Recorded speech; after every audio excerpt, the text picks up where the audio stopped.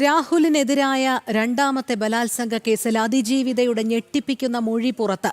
അതിക്രൂര ലൈംഗിക അതിക്രമത്തിന്റെ വിവരങ്ങളാണ് മൊഴിയിലുള്ളത്. ശരീരമാകെ മുറിവേൽപ്പിച്ചുകൊണ്ടുള്ള ലൈംഗിക അതിക്രമമാണ് നടത്തിയത്. I want to rape you എന്ന് പറഞ്ഞായിരുന്നു പീഡനം.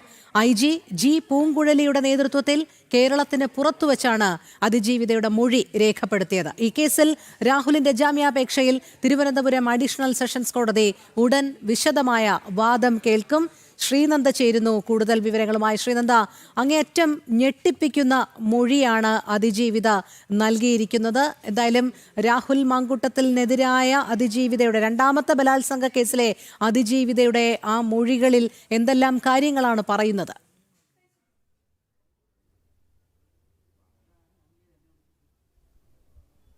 രോഹിണി, വളരെയധികം ഞെട്ടിക്കുന്ന തരത്തിലുള്ള ഒരു മൊഴിയാണ് അതിജീവിയുടെ ഭാഗത്തു നിന്നും ഇപ്പോൾ ഉണ്ടായിരിക്കുന്നത്. ഇന്നാണ് ഈ രാഹുൽ മാങ്കൂട്ടത്തിന്റെ രണ്ടാമത്തെ ബലാത്സംഗ കേസിന്റെ ജാമ്യാപേക്ഷ പരിഗണിച്ചുകൊണ്ട് കോടതി പരിഗണിക്കുന്ന സമയമെന്ന് പറയുന്നത്. ഇന്ന് തന്നെ കുറച്ചു മുൻപായി പ്രോസിക്യൂഷൻ ഈ ഒരു മൊഴിയുടെ മൊഴി സീല് വെച്ച കവറിൽ തിരുവനന്തപുരം അഡീഷണൽ സെഷൻസ് കോടതിക്ക് മുൻപിൽ ഹാജരാക്കിയെന്നാണ് നമുക്ക് മനസ്സിലാക്കുന്നത്.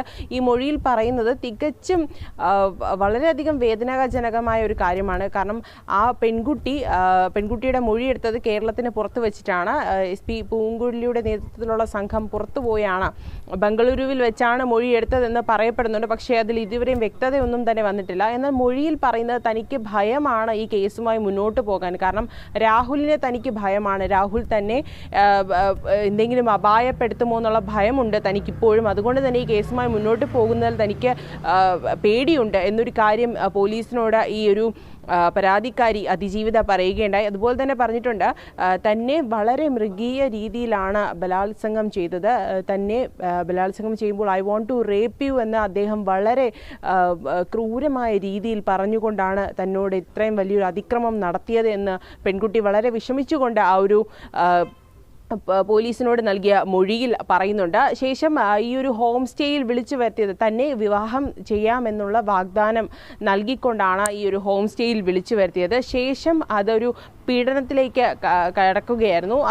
പീഡനത്തിന് മുൻപ് തന്നെ പെൺകുട്ടിയോട് രാഹുൽ പറഞ്ഞു, നിന്നെ ഞാൻ കല്യാണം കഴിക്കും, അതുപോലെ തന്നെ നമുക്ക് ഒരുമിച്ച് ജീവിക്കാം എന്നുള്ള വാഗ്ദാനങ്ങളൊക്കെ നൽകി, മോഹന വാഗ്ദാനങ്ങളൊക്കെ നൽകിക്കൊണ്ടാണ് ഈ ഒരു അതിജീവിതയുടെ ഇത്തരത്തിലൊരു പരാക്രമം രാഹുലിൻ്റെ ഭാഗത്തു നിന്നുണ്ടായത്.